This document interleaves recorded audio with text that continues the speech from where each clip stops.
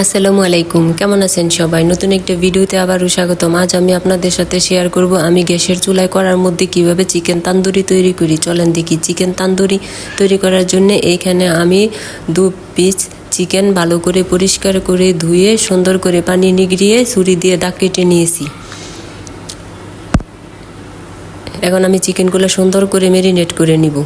দেখেন এখানে আমি কিছু মশলা মিশিয়ে নিব। এখানে আমি নিয়েছি টক দইটা কিন্তু আমি ঘরে তৈরি করেছি।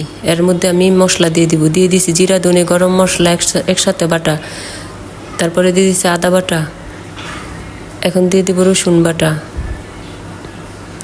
তারপরে দিয়ে দিব পরিমাণ মতো লবণ দিয়ে দিয়েছি। এখন দিয়ে দিব পরিমাণ মতো হলুদ, তারপরে দিয়ে দিব পরিমাণ মতো মরিচের গুঁড়া। জালটা আপনারা আপনাদের পছন্দ মতো কম বেশি দিতে পারেন।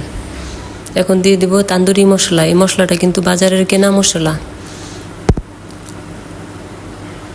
তারপরে আমি এখানে 2 পিস লেবু নিয়েছি। এখন আমি দিয়ে দিব লেবুর রসটা দিলে কিন্তু চিকেনের মধ্যে যে এক্সট্রা গন্ধ থাকে গন্ধটা চলে যায় আর তান্দুরিটা খেতেও ভালো লাগে।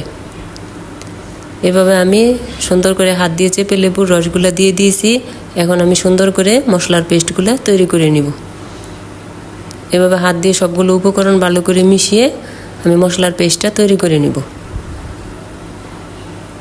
দেখেন এভাবে কিছুক্ষণ মাখানোর পর আমার মশলার পেস্টটা কত সুন্দর হয়ে গেছে।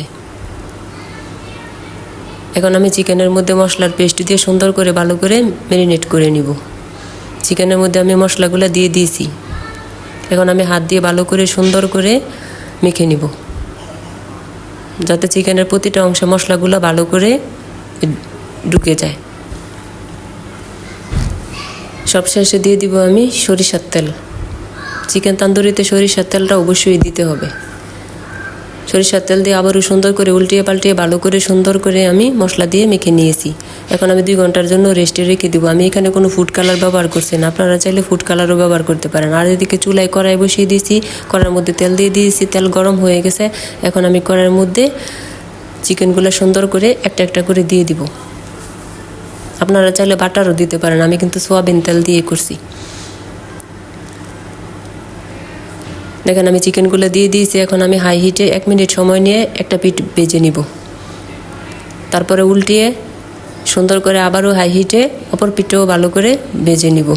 তারপরে চুলার আঁচটা কমিয়ে আমি আস্তে আস্তে সুন্দর করে লাল করে ভেজে নিব। আর কতক্ষণ পরে আমি তেল ব্রাশ করে দিব, যাতে উপরের অংশটা ড্রাই হয়ে না যায়।